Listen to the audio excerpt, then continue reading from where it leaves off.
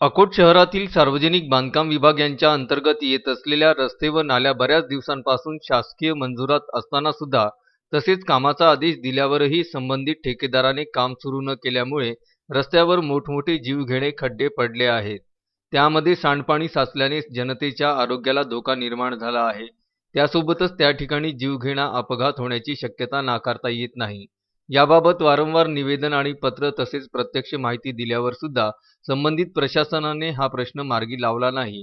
अखेर संजयजी गावंडे यांच्या प्रमुख उपस्थितीत शिवसेना नगरसेवक मनीष कराळे यांनी दिनांक 30 डिसेंबर रोजी चिखल में बैठो आंदोलनाचा धसका घेऊन सार्वजनिक बांधकाम विभागाकडून 8 दिवसात काम सुरू करण्याचे लेखी आश्वासन दिले होते। त्या अनुषंगाने दिनांक 4 जानेवारी रोजी प्रत्यक्ष कामाला सुरुवात झाल्याने परिसरातील नागरिकांनी समाधान व्यक्त केले। शिवसेनेच्या वतीनं जे आम्ही चिखलात बसून आंदोलन केलं त्या आंदोलनाला आज यश आलं। सार्वजनिक बांधकाम विभागाने त्या कामाला आजपासून सुरुवात केली। माझी विनंती आहे त्यांनी हे काम लवकरात लवकर पूर्ण करावं।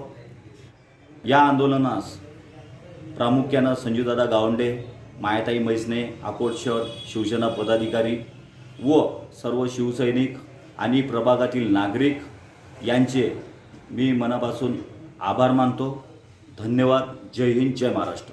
Vidarbha news bureau, Akot.